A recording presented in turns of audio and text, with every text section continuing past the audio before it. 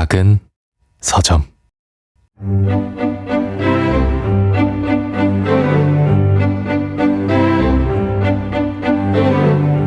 안녕하세요. 작은 서점에서 인생책 코너를 맡고 있는 소설가 장강명입니다.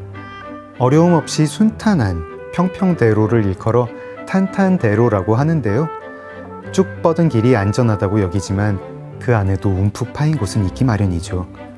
한 사람이 걸어가는 인생길도 마찬가지 아닐까 싶습니다. 작은 서점 장강명의 인생책. 거침없이 자신만의 길을 걸어오고 계십니다.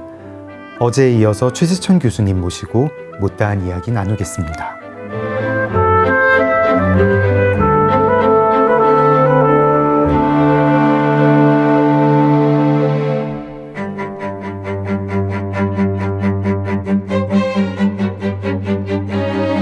오늘 인생책 손님은 우리 곁에 자연의 언어를 따뜻하게 전해주는 생물학자 최재천 교수입니다.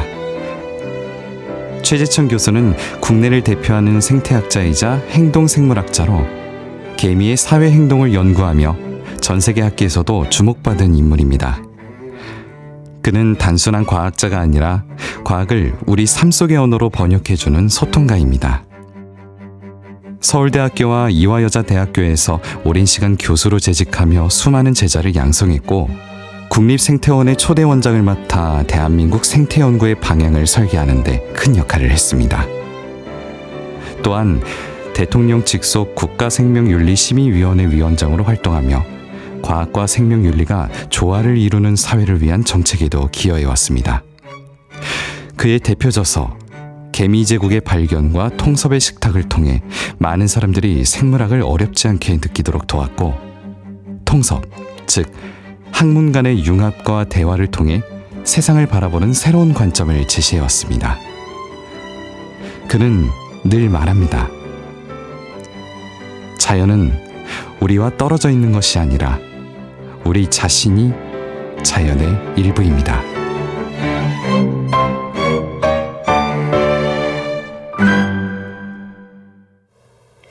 네, 선생님. 저희가 어제 이 시간에 이제 통섭의 번역어 이야기를 하고 통섭 개념을 청취자분들에게 설명을 드리고 또 윌슨의 통섭, 또 최재천의 통섭 어떻게 다른지 조금 뭐 완전히 다른 건 아닌데 약간 다른 방향이 있는데 그거 말씀을 드렸습니다. 저희 통섭 이야기 오늘 조금 더 해보고 그 다음에 또 최재천이라는 사람 책 이야기도 해보겠습니다.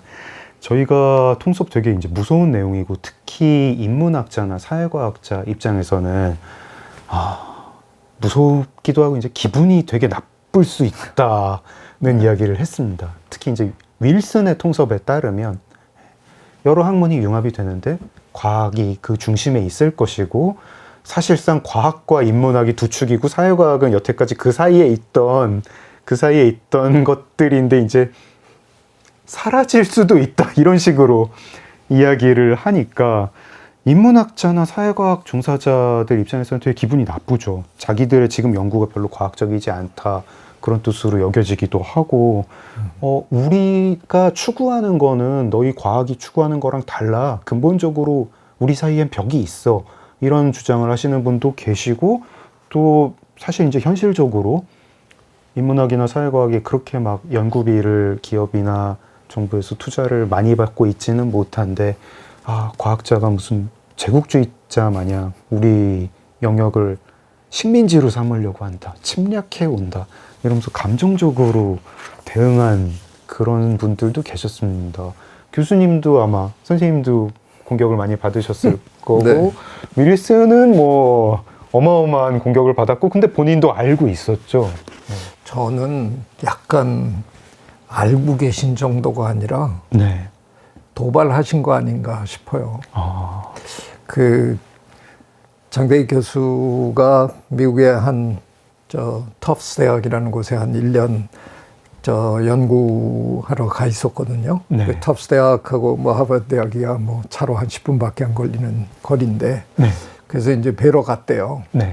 그랬더니 너무 반기시더래요. 그러니까 제자의 제자가 왔다 그래가지고 막 네. 그랬는데 이제 장대희 교수가 한국서는 통섭이 난리가 났다. 네. 그랬더니 너무 놀라시더래요. 아니 걘 뭘 어떻게 했길래 그렇게 난리를 만들어냈냐. 네. 그게 무슨 뜻이냐 하면 선생님도 난리를 만들고 싶으셨던 거예요. 네. 그 어떤 소문에 의하면 예. 출판사로부터 선인세를 어마어마하게 받았다라는 소문이 있어요. 네. 근데 그 선인세만큼 책이 안 나가는 거예요. 그래서 심지어는 우리 싸이가 가서 말춤 춘 모닝 프로그램 있잖아요. MBC 네네. 모닝 프로그램에 거기까지 나가셔서 스스로 책 홍보까지 하셨어요. 네. 오죽 출판사한테 쪼들렸으면. 아니 퓰리처상 2회 수상자가 오죽 쪼들리면. 그러니까 거기까지 나가서 네. 내 책이 뭐 이런 책이고. 그런데도 안 팔린 거예요. 생각만큼. 네. 이게 뭘까? 그 장대익 교수의 얘기를 제가 전에 듣고 난 다음에 제가 한 얘기는 선생님이 오판하셨다. 그러니까 이게 한국서는 이제 이게 주목을 끌을 수밖에 없었던 게 한국 학계가 아직도 너무 분할돼 있어가지고 뭐 인문사회 계열에 있는 분들이 무슨 시덥지 않은 자연과학 하는 사람이 뭐 이따위 소리를 하냐 뭐 이러니까 이게 논쟁거리가 되면서 뭔가 주목을 받게 되는데 네. 사실은 윌슨 교수님은 그게 완전히 떨어진 두 문화라고 생각하고 네. 책을 쓰셨는데 사실은 미국 사회는 이미 둘 간의 소통이 시작된 상황이었거든요. 네. 상당 부분 만나고 있는 상황에서 조금은 타이밍이 안 맞으신 거예요. 제가 보기엔 약간 뒷북을 치신 거예요. 뭐 그 전에 이제 뭐 C.P. 스노우 같은 분들이 예, 두문화 뭐 이런 거 지적도 그게 했었고. 50년 전이란 말이에요. 네네. 1959년인가. 네. 네. 그러니까 그랬었으니까. 선생님은 약간 늦으셨기 때문에 조금은 오버하신 게 아닐까. 그렇게까지 얘기하실 거는 없으셨는데 더 도발적으로 글을 썼어야 되는 마음의 부담을 갖고 계신 건 아니었을까. 저는 그렇게 생각해요. 그냥. 저는 근데 책 읽으면서 너무너무 도발적이다 이런 생각도 했거든요. 특히 네. 이제 이 윌슨의 어떤 생각에 따르면 인문학의 지금 어떤 영역은 아예 통섭 대상거리조차 안 된다. 너희는 학문이 아니다. 이런 수준으로 비판을 하는 게 있지 않습니까? 네. 예. 네. 그 윌슨의 생각에는 지식이 대통합될 때 뭐든지 그 밑바닥에 실제가 있고 그거를 과학적 방법론으로 연구를 하면 그게 다 연결이 될 것이다. 근데 실제가 아니라 이런 표현 어떤지 모르겠습니다. 그냥 말만 하는 어떤 학문이 있다라고 하면서 어떤 사조를 네, 포스트 모더니즘 철학을 네. 공격을 하는데 저 이 부분이 이거 이상 도발적일 수가 있나 싶은 생각이 듭니다. 네. 제가 잠깐 윌슨이 쓴 말들을 포스트 모더니즘 철학을 비판하면서 쓴 말들을 읽어드리겠습니다. 무정부 상태의 해적 깃발 아래에서 우왕좌왕하는 반역자 선원들. 과연 자신이 의도한 바를 정확히 알고 있는지는 분명치 않다. 과학과 정반대의 것으로서 진부함과 환상을 동시에 가진 비일관적 꿈들의 단편. 췌장의 위치도 모르는 심령치료사처럼 무지하다. 난해한 전문어를 남발하여 진영을 어지럽힌다. 우리가 구성주의라고도 하고 해체주의라고도 하는 어떤 철학사조, 과학이라는 것도 실제하는 게 아니라 우리가 구성한 것이다. 네, 그런 주장을 하는 사회과학자라고 해야 될까요? 인문학자라고 해야 될까요? 여기에 대해서 윌슨은 너희는 학문이 아니야. 너희는 그냥 문학 같은 거야. 약간 말장난이다. 네. 가장 표적이 된 사람이 데리다. 네. 데리다는 그건 아무 쓸모없는 사람이다. 막 이러니까 사실은 데리다를 추종하는 분들이 굉장히 많으시잖아요. 많죠. 특히 네. 우리나라에 저는 오히려 미국서 데리다 얘기를 들어본 것보다는 한국에 와서 훨씬 많이 들었어요. 그런 걸로 보면 우리나라 사람들의 그런 정서에 데리다 철학이 굉장히 이렇게 어필한 게 많은 것 같은데, 네. 이 책을 이제 그 부분을 국내 독자들이 읽으면, 기분 굉장히 안 좋죠. 굉장히 안 좋기도 하고, 저 약간 이 윌슨의 표현도 좀 재밌었는데요.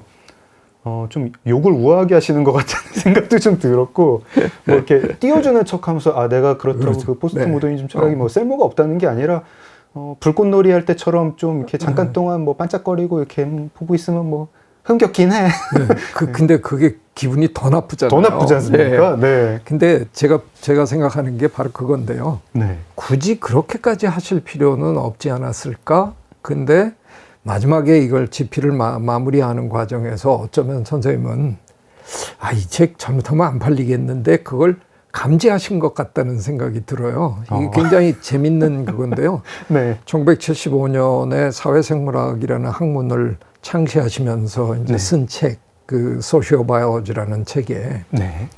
맨 마지막 챕터가 문제가 된 거거든요. 네. 그 전 챕터까지는 정말 많은 사람들이 위대한 책이라고까지 이제 칭송하는 수준이었어요. 네. 그 동물들 사회의 그런 사회성들을 참 기가 막히게 끄집어내 갖고 그 종합해보고 이거 뭐 아주 멋있는데 맨 마지막에 가서 인간도 그의 일부다 이렇게 얘기했는데 거기서 이제 사람들이 이 인문사회과학자들이 폭발을 한 거거든요. 네. 인간은 안 된다. 인간을 어떻게 동물과 같은 잣대로 그렇게 하느냐. 이래갖고 터진 건데 네. 윌슨 교수님이 그때의 반응은 진정으로 놀라셨어요.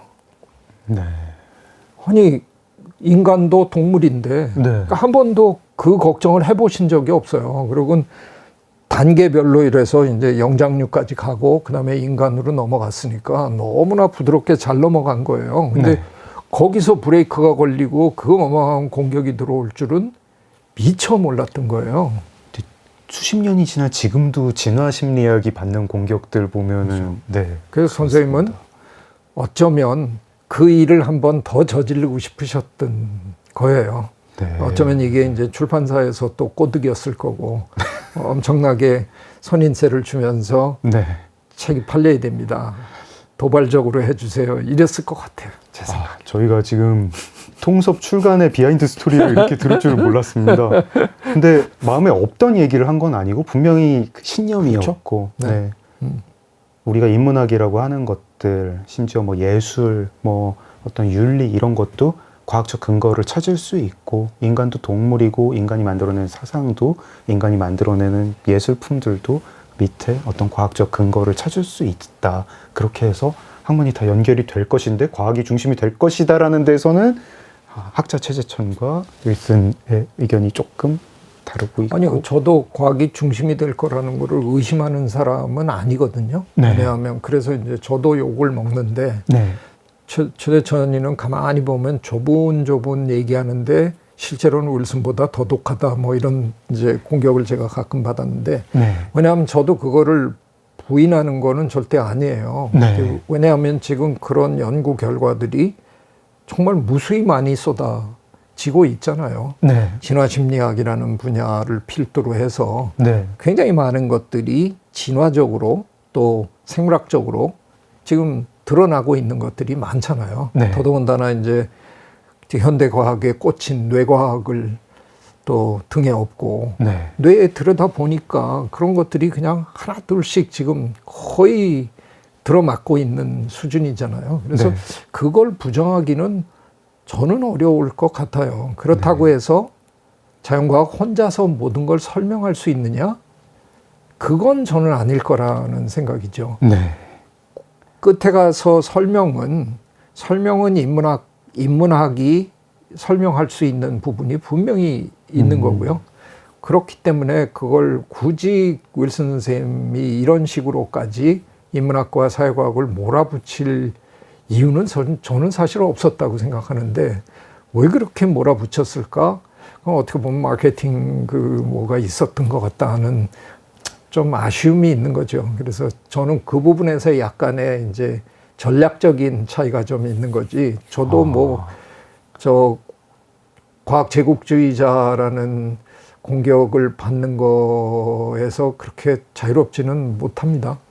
결국은 자연과학이 어디까지 파헤칠 수 있을지는 모르지만 네. 상당히 많은 걸 지금 이미 파헤치고 있고 네. 굉장히 어느 수준까지는 정말 갈 거잖아요. 네. 근데 그거를 굳이 예전 그것만 생각하고 인문학과 사회과학 쪽에 계신 분들이 자연과학 싫어. 자연과학이 인성을 파괴하는 아주 악질적인 학문이야. 차라리 몰랐으면 더 좋을 걸 괜히 들춰가지고 뭐 이런 식으로 내차는 거는 별로 도움이 안 된다고 생각하거든요. 그래서 네. 저도 오래도록 귀국해서 내내 자연과학과 인문학의 그 통섭을 책이 나오기 전에도 저는 굉장히 열심히 노력한 사람인데 그렇게 한 이유는 인문학과 사회과학이 자연과학을 배척함으로써 얻을 수 있는 이득보다는 네. 손을 잡으면서 얻을 수 있는 이득이 훨씬 클 수밖에 없다라고 저는 믿기 때문에 그런 거죠. 잘 이해가 네. 됐습니다.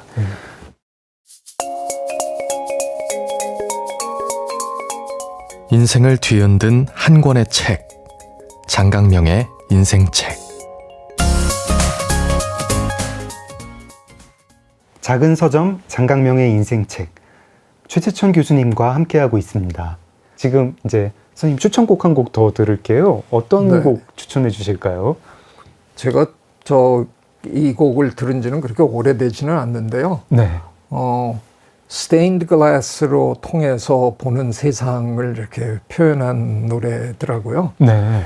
근데 그게 가끔 이제 제가 이런 학문적인 대담을 하거나 이러면 늘 이렇게 떠오르는 곡이 됐어요. 네. 스테인드 글라스는 참 예쁘긴 한데 네. 그걸 통해서 세상을 보려 그러면 세상이 왜곡될 수밖에 없잖아요. 색안경을 쓰고 봤다. 딱 그 표현이죠. 네, 그래서 그 노래의 가사를 이렇게 음미하면서 들어보면 그 학문의 세계에 우리가 자기가 몸담은 학문의 울타리 안에 갇혀 있는 사람들이잖아요. 네.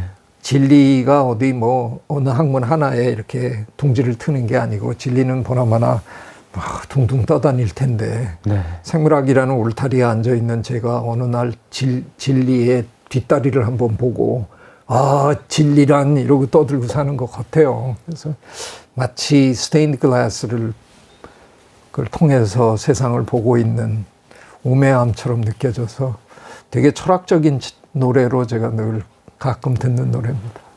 노래도 철학적일 것 같지만 설명이 너무 철학적입니다. 저희가 이상하네요. 참 진리를 찾기 위해서 그 학문을 개발을 한 건데 학문을 종사하는 사람은 진리를 색안경을 쓰고 보게 되는 이상한 아이러니, 그런 거 생각하면서 페트라의 로즈 컬러드 스테인드 글라스 윈도우즈 듣겠습니다. 작은 서점 장강명의 인생책, 최재천 교수님과 함께하고 있습니다. 노래 나가는 동안에 저희가 잠깐 이제 선생님께 제가 오늘 하신 말씀이 굉장히 후학들한테도 욕을 좀 들으실 것 같고 인문학자들한테도 욕을 많이 들으실 것 같다고 말씀드렸더니 선생님께서 하신 말씀이 욕을 많이 먹어도 잘 버티시는 강단이 있는 것 같다고 해주셨습니다. 제가 이번에 내신 그 신간 양심을 읽다가요, 그 생각을 했거든요. 되게 맨날 이제 화면으로 볼 때는 말씀도 자분자분, 조곤조곤, 나긋나긋 이렇게 하시고 되게 부드러운 분인 줄 알았는데 굉장히 강단이 세시고 욕도 참 많이 먹으셨다. 그것도 뭐 학자들의 욕이 아니라 진짜 뭐 이렇게 그냥 저작거리에서 욕 먹는 거가 진짜 이 정도 욕 먹기 쉽지 않을 것 같은데 하는 욕을 많이 막으셨다는, 근데도 굉장히 이렇게 눈 하나 깜짝하지 않으셨다는 생각을 했습니다. 제가 양심에서 본 이야기 중에 뭐 그런 강단을 느낀 게, 일단은 뭐 돌고래 방류 프로젝트, 재돌이 방류 프로젝트를 추진하시면서 뭐 온갖 단체, 관부터 해서 시민단체 또 뭐 학자들 다 오지 않습니까? 근데 거기서 언론이 계속 딴죽을 거니까 내가 그냥 책임지겠다 이렇게 말씀을 하시거나, 아니면 책임질 수도 없으면서 뻥을 치셨군요. 네. 강단 있게 책임지겠다라고.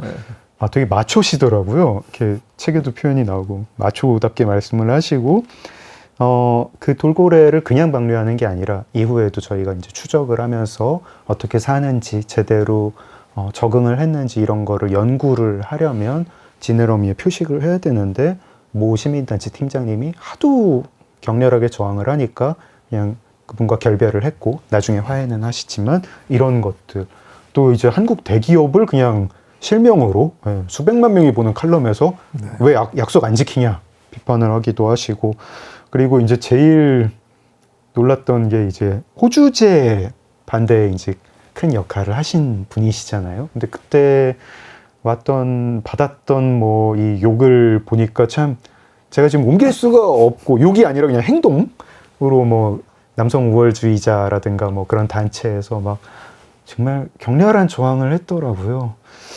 뭐 평소 성격이 좀 어떠신가요, 선생님? 정말 저 진심으로 고백하건대 네.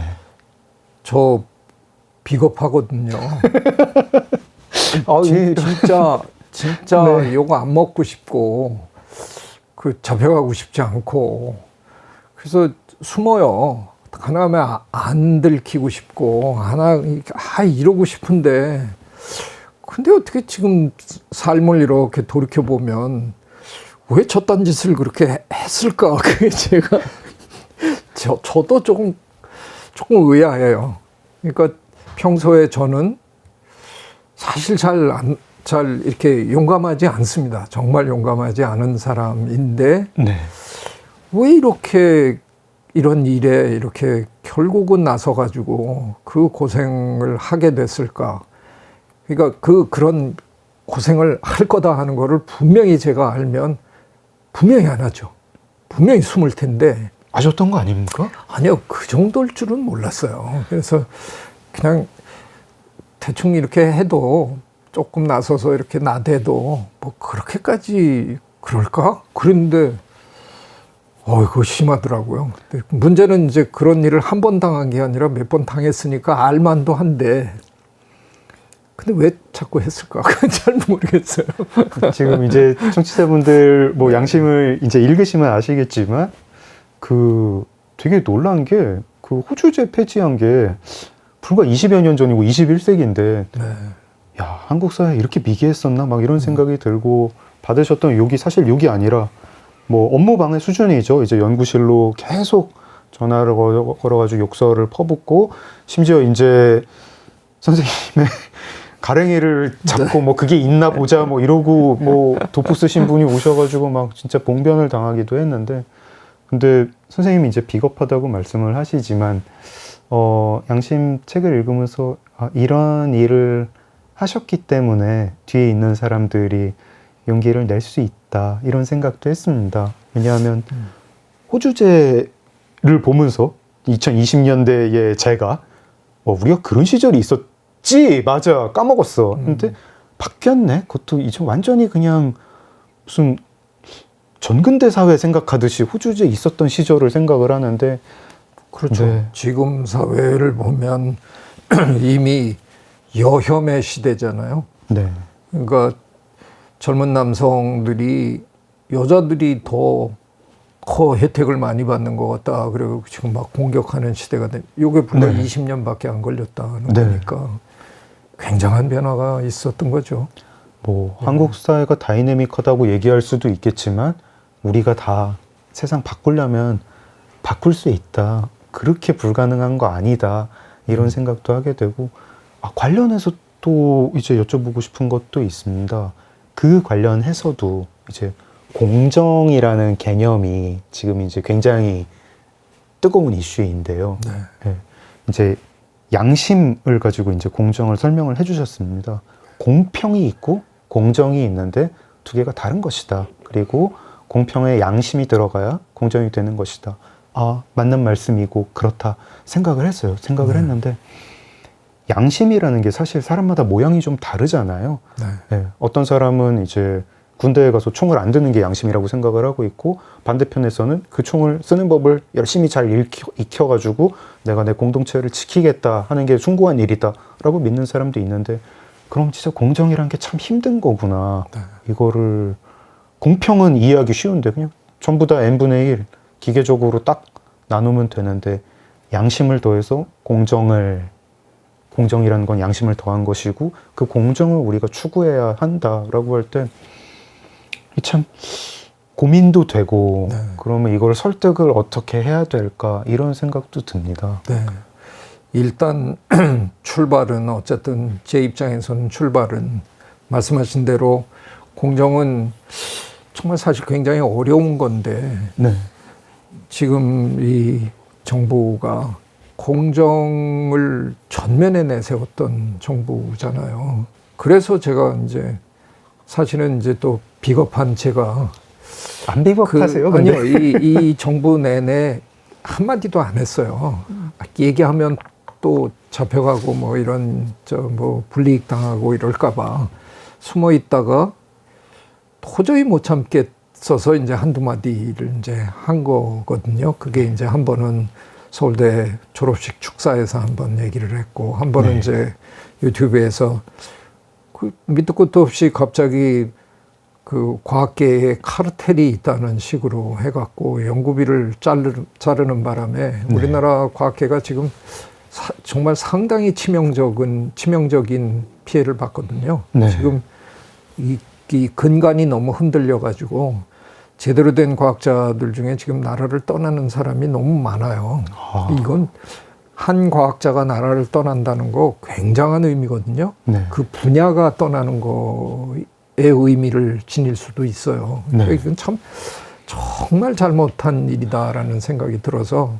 지금 과학자를 해외에서 모셔와도 부족할 판에 그렇죠. 나가라고. 네. 그래서 이제 제가 딴 거는 모르겠는데 그런 건 안 되겠다고 이제 제가 얘기를 한 건데, 공정은 참 어떻게 보면 정해진 어떤 기준이 있는 것도 아니고 네. 어려운 거지만, 제가 굳이 공정을 앞에다 내세우기보다 양심을 내세우는 이유는, 양심이 되돌아오면 공정은 저절로 따라오지 않을까. 네. 그러니까 말씀하신 대로 공평은 할 수 있잖아요. 우리가 네. 쉽게 할 수 쉽게 있잖아요. 할 수 있죠. 똑같이만 하면 되니까. 그게 공평의 약간의 매력이기도 하죠. 네, 그래서 네. 공평을 하되 그걸 기반으로 거기에 이제 양심이 보태지면 결과가 어떤 형태의 공정이 될지는 모르지만 지금보다는 나은 어떤 수준의 기준이 만들어질 수 있지 않을까, 그 생각을 하는 거죠, 저는. 혹시 이제 이 양심 책이 나올 때 출간 기자간담회 하실 때요, 뭐 이제 양심을 가지고 숙론회장을 만들어 보고 싶다라고 하셨는데, 그것도 지금 이제 어떤 우리가 추구해야 될 공정에 필요한 양심이 뭔가 이런 얘기 같은 것도 그런 장에서 얘기를 나누려고 하시는 건가요? 근데 저는 해보고 싶어요. 왜냐하면 네, 지금 제가 여의도에 와 있는데 저 여의도 계신 분들이 참 서로 대화를 못 하시는 분들이잖아요. 참 네. 신기할 정도로 못 하세요. 근데 저분들이, 저도 이제 기관장 3년을 국립생태원장 할 때 네. 국회에 늘 불려왔는데, 참 신기하게 그 오전 세션 내내 그러시다가 점심은 또 기관장들이랑 다 같이 가서 먹어요. 그 점심시간엔 대화 잘 하세요. 그러다가 다시 또 2시에 들어가서 속개하면 또 대화를 안 하세요. 못 하는 게 아니라 안 하시는데, 네. 제가 저 바라건대는 저분들이 하루아침에 변할 것 같은 생각은 좀 잘 안 들어요. 그래서 오히려 우리 시민이 그냥 저 어려운 이슈들을 좀 얘기해 보면 어떨까, 그런 생각을 전 이제 몇 년 전부터 자꾸 하게 됐어요. 네. 그러니까 굳이 그게, 물론 우리가 하는 게 대의 민주주의이기는 하지만 그분들이 우리가 원하는 그걸 자꾸 지금 안 해주시니까 그걸 허구한 날 기다리기보다는 오히려 그냥 시민이 모여서 한번 얘기를 하는 그런 거를 자꾸 하다 보면 저 정치계에 있는 분들도 좀 긴장하지 않을까, 그런 생각을 좀, 이것도 좀 위험한 생각이긴 한데요, 한번 해보는 거예요. 지금 이 정부에서 제일 또 잘못한 것 중에 하나가 의료 대란을 일으킨 거잖아요. 네. 2,000명을 그냥 갑자기 때리니 서울대 의대 교수들이 정부랑 숙론의 장을 만들어보자, 아예 그렇게 표현을 그렇게 했더군요. 네. 언론에 보니까. 그날 저녁에 서울의대 교수님이 한 분이 전화를 하셨어요, 저한테. 네. 교수님, 저 숙론은 어떻게 하는 거예요? 이게 무슨 밑도 끝도 없이 이런 걸 물으세요. 그때. 아니, 오늘 회의를 했는데 정부 쪽에서 2,000명은 건드릴 수 없다. 네. 그리고 대화를 하자. 그러니까 한 발짝도 못 나갔어요. 그래서 선생님이 오셔서 한번 좀 진행해 주시면 안 되냐. 그래서 제가 내가 간다고 해서 뭐가 달라지겠냐. 그러니까 일단 조건을 맞춰달라. 네. 정부로 하여금 2,000명도 대화에 협상의 대상이다 하는 거를 수락하게 해라. 그게 안 되고는 지금 아무것도 못 하는 거니까. 일단 대화 의제에 그게 올라갈 그렇죠. 수 있다. 그게 올라와야 되고. 네. 그 다음에 제가, 아유, 뭐 어떻게 선수 기용을 그따위로 해놓으셨어요? 그랬더니 왜요? 그래서, 아니, 정부하고 의료계하고 둘이 떠들어서 결정 내면 돼요? 환자가 빠졌잖아요. 네. 제일 중요한 게 환자인데. 그렇죠. 우리가 제일 중요하잖아요. 우리가 어떤 혜택을 받을지가 중요한데 우린 쏙 빼놓고 자기네들 둘이 얘기해가지고 저 환자들은 우리가 잘해주면 다 받아들일 거야. 번번이 이런 식으로 일들을 하시잖냐. 그렇게 하면 안 된다. 그래서 정부와 의료계와 환자계 3자로 만들어 놓고 저한테 연락하시면 제가 기쁜 마음으로 가겠습니다. 이게 진짜 중요한 문제네요. 환자가 들어있느냐 안 들어있느냐가 그게 이제 공공선을 추구하는 숙론의 장이 되느냐 그렇죠. 아니면 그냥 이익단체 둘이서 합의하는 곳이 되느냐. 둘 간에는 협상이 가능할 수도 있어요. 근데 환자가 거기에 대상이 되는 게 아니잖아요. 이 의료대란의 핵심 중에 하나가 느리는 이유가 저 의료 혜택을 못 받는 지역에도 의료 혜택이 갈 수 있도록 사람을 늘리자 그런 건데 사람을 늘려본들 안 가는 걸 막을 수가 없는 거를 그렇죠. 가지고 이제 또 의료계는 막 또 한 거란 말이에요. 근데 결국은 이 모든 게 둘이 하는 거죠. 둘이 자기네들끼리 좋은 걸 이제 결정을 내리려고.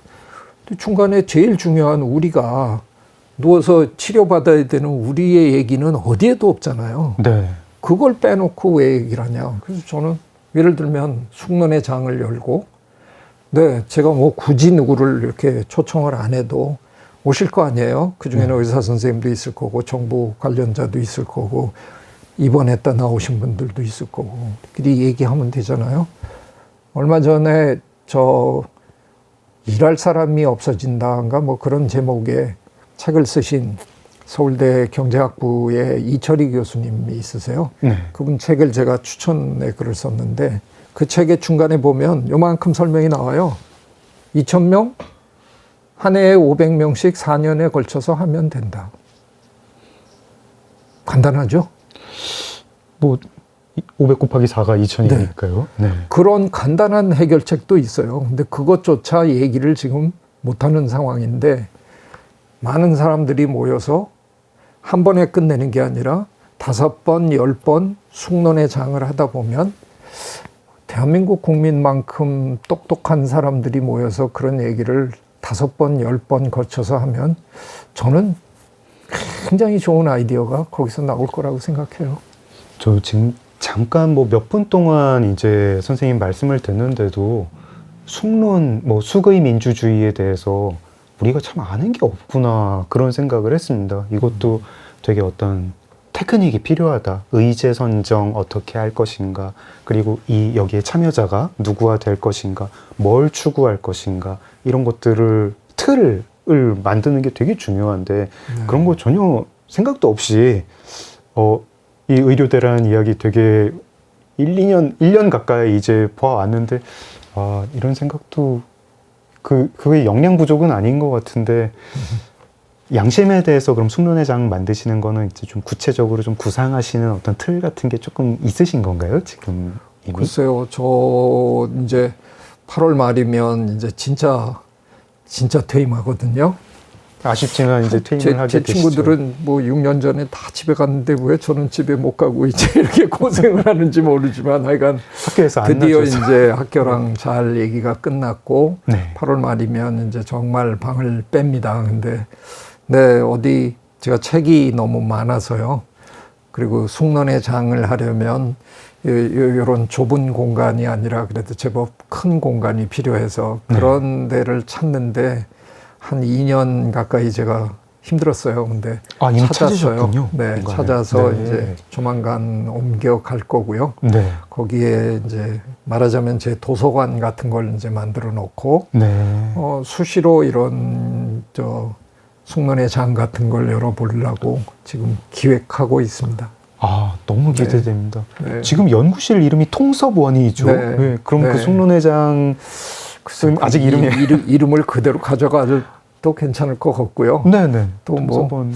거기가 약간 건물의 꼭대기층을 누가 이제 할애를 하셨는데 네. 약간 다락방 냄새가 나서 다락방이라고 이름 지어볼까. 다락방도 좋습니다. 좀 다정한 느낌이네요. 네. 아니면 뭐 자연 글방 이렇게. 자연 글방. 그래서 저는 글방지기 뭐 이렇게 해볼까. 지금 아이가 생각을 많이 하고 있습니다. 방송 들으시는 청취자분들은 KBS 게시판이나 유튜브 댓글로 최지천 선생님의 숙론의 장에 붙을 좋은 이름 남겨주시면 네. 저희가 선생님께 전달을 하겠습니다. 저 아까 잠깐 이야기 나왔는데요. 이제 과학계 지원 이야기인데 저희 양심 읽다가 너무 웃은 부분이 있습니다. 노벨상 시즌이 되면 한국의 노벨상 수상자 나오지 말라고 정한수 또 뜨고 비신다면서요. 네. 청취자분들 되게 오해하실 것 같은데 네. 좀 설명 좀 부탁드립니다. 아니 만약에 우리나라에 저는 다행히 이제 우리 한강 선생이 노벨 문학상 받은 게 너무 기분이 좋은데 네. 이게 만약에 우리나라에 정말 과학상 수상자가 어느 날 나온다고 한번 또 상상을 해보세요. 네. 다른 분야에 있는 사람들은 이제 연구비가 없어집니다. 네. 그 분야와 거기에 관련된 뭐 이런 걸 뭐 여기저기서 짜가지고 이분들이 이제 연구비 다 이거 하시고 그러면 연구비 사정이 좋아지는 게 아니라 대부분의 연구자에게는 연구비 사정이 아주 나빠질 거예요. 네. 대한민국만큼 나노과학이 이렇게 유명해진 나라가 별로 없습니다. 그렇습니까? 네. 물론 미국 사람들도 나노과학이 뭔지는 알겠지만 일반인들 중에 아는 사람도 사실 별로 없고요. 네. 물리학을 하시는 분들 중에 대한민국에서는 물리학자의 거의 절대 다수가 나노과학자로 다 변신을 할 수밖에 없었거든요. 왜냐하면 나노과학의 연구비를 다 몰아주니까. 나노라는 입자는 아주 작은 입자는 아니거든요. 네. 양자보다는 훨씬 큰 거예요. 그렇죠. 네네. 근데 양자역학 하던 사람도 나노를 해야 돼요. 연구비가 거기 있으니까. 네. 이따위 짓을 하면 안 되는 거죠. 골고루 여러 분야에 뜻이 있는 사람들이 하는 연구를 골고루 지원해 주는 게 국가의 책임이에요. 이제 과학 분야의 노벨상이 어떻게 수여되는지를 사실 양심을 보면서 알았거든요. 책 못 읽은 분들은 이제 모르실 텐데 과학 분야 노벨상이 마치 무슨 금메달, 무슨 뭐 경주해가지고 금메달 이런 게 아니더라고요. 그걸 정말 사람들이 잘 모르시는데요. 네. 물론 미국에서도 뭐 노벨상 발표가 나면 뭐 스탠퍼드 대학에서 이번에 우리 대학에서 3명이나 받았다 자랑을 하기는 하지만 노벨상에 우리나라만큼 이렇게 목매는 나라도 별로 없어요. 근데 대한민국의 지금 과학자들 중에 우리나라 지금 과학계에 정말 탁월한 분들 많으세요. 그래서 세계적인 상들도 받으시고 세계 과학계에서 이렇게 우러러보는 분 참 많으시거든요. 근데 제가 악담을 합니다. 그분들 중에 단 한 분도 노벨상은 못 받아요. 왜냐하면 노벨상은 지금 어느 분야에서 제일 잘하는 사람한테 주는 게 아니라 노벨상 위원회는 모여서 뭐부터 결정을 하냐면 어떤 분야의 상을 주면 좋을까요? 이것부터 결정하거든요. 그걸 결정하고 난 다음에 이 분야를 일으켜 세운 사람이 누구냐 그걸 찾아 올라가요. 그러니까 최초의 논문을 쓴 사람, 가장 중요한 논문을 쓴 사람을 찾아 올라가는데 그러다 보니까 공교롭게도 거기 일본 사람이 많아요. 그래서 일본은 20몇 명이나 받았고요. 우리는 한 명도 없습니다. 정말 이 K라는 게 뭔지, K는 뭐를 이렇게 시초는 잘 못 되는 것 같고 발빠르게 이렇게 뭘 이렇게 전환을 하거나 뭐 그것도 나름 좋은 거잖아요. 좋은 거긴 한데요. 좋은 거긴 한데 그러니까 노벨상에 너무 목을 매는 거가 안타까워서 제가 드리는 말씀이에요. 만약 정말 그렇게까지 노벨상을 원한다면 네. 이제부터라도 우리도 우리의 태도를 바꿔야 되는 거죠. 네. 쓸데없어 보이는 그런 잡초 같은 연구하는 사람들도 고르게 조금씩 지원을 해 주셔야 그분들이 언젠가 자기도 모르게 그 분야가 이상한 경로를 겪으면서 발전해 갖고 인류에 크게 기여하는 분야가 됐을 때 노벨상 위원회가 거기에 상을 주기로 하고 거슬러 올라가 봤더니 한국의 어떤 교수가 네. 별 볼 일 없는 연구를 하는 줄 알았는데 아이고 그 양반이 시초네 그러고 받는 거거든요. 참 이 빨리빨리 성질 이 성과주의 이거하고 좀 안 맞는 안 맞아요. 네, 안 맞습니다. 저희가 벌써 이제 시간이 다 돼가지고요. 좀 네. 마지막 질문 하나 드리려는데요. 네. 저희가 이제 오신 게스트분들께 공통 질문을 하나 드리고 있습니다. 하루 일과가 어떤가 여쭤보는 건데 네. 듣다 보면 되게 틱도 많이 얻고 그렇습니다. 선생님 하루 일과 어떠세요? 무지 바빠요. 그러실 것 왜냐하면 같습니다. 저 오래전부터 뭐 한 20년 됐나 봐요. 20년도 더 됐네. 저는 저녁 시간이나 주말 시간을 절대로 바깥 일 하는데 쓰지 않습니다. 그래서 전 저녁에 무슨 특강을 해달라 그러면 거의 안 합니다. 주말엔 더 안 하고요. 네. 가족과 함께 지내는 걸 원칙으로 그냥 살았습니다. 근데 그러다 보니까 네. 월, 화, 수, 목, 금 5일에 9시부터 5시까지 요 시간 내에 모든 사회활동을 다 해야 되거든요. 네. 그래서 하루 일과가 때로는 어떤 날은 막 30분 단위로 쪼개져 있기도 합니다. 대신에 저녁을 넘기지 않게 그렇죠. 마감이 있는 거군요. 네. 네. 그 덕에 제가 굉장히 많은 책도 쓰고 많은 일을 한 걸 거예요. 제가 이제 속된 표현으로 이렇게 얘기하거든요. 대한민국 남성들의 생산성이 떨어지는 이유는 밤무대 때문이다. 무대. 다들 밤무대 뛰시느라고. 예, 그래서 그날 더 일 못했죠. 다음날 숙취 때문에 또 일 못하죠. 네.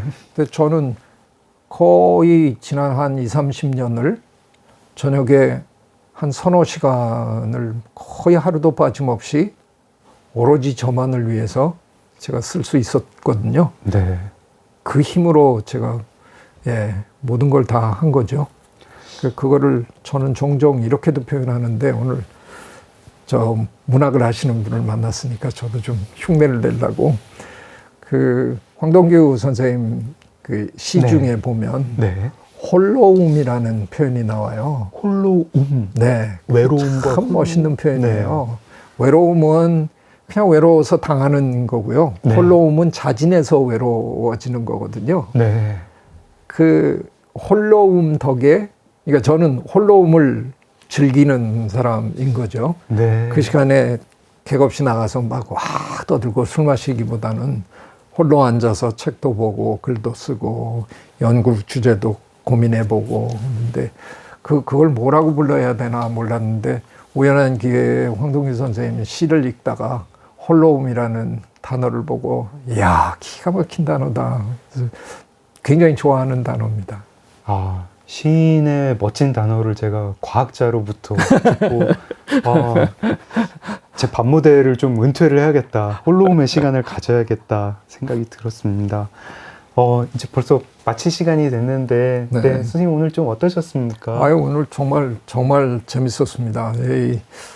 다른 데서도 이런 대담을 해봤지만 역시 그 문학의 깊이를 갖고 계신 분하고 얘기를 하니까 그 느낌이 확 다르고 좋네요. 저는 뭐 대담이 아니라 정말 2시간 꽉꽉 무슨 이렇게 통찰 말씀을 막 배운 것 같고 제가 진짜 제자가 된 것 같은 아유. 느낌입니다. 나중에 이 숭론의 장 이름이 어떻게 될지 모르지만 거기도 꼭 가보고 싶습니다. 네. 네. 네, 작은 서점 장강명의 인생책 최지천 선생님과 함께했습니다. 마지막 곡 하나만 더 추천을 해주십시오. 네, 그냥 이 곡은 뭐 제가 그냥 가장 자주 그냥 혼자서 듣는 곡.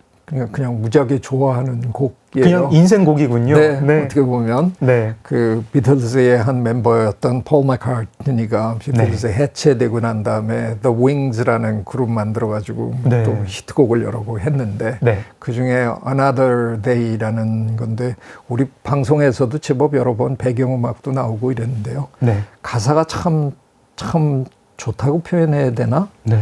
이렇게 언뜻 들으면 Another Day 하면 또 다른 날처럼 번역을 할 거 아니에요. 네. 그래서 다를 것 같은데 사실은 우울한 날의 반복을 그냥 얘기하는 거예요. 네. 그저 또 다른 날. 또 다른 근데 그 주인공 여성의 그 약간은 쓸쓸한 그런 날들을 이렇게 하는데 또 비트는 굉장히 빠르고 그래서 약간 역설적이면서 참 아름다운 노래입니다.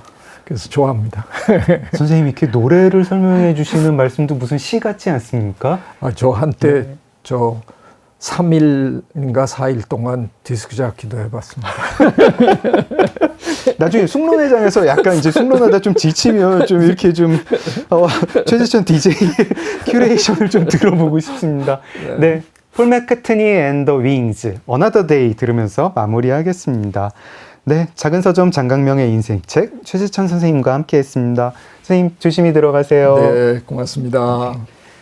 네, 저도 선생님과 인사 나누면서 다음 인생책 손님과 찾아뵙겠습니다.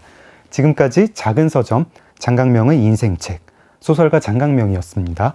고맙습니다.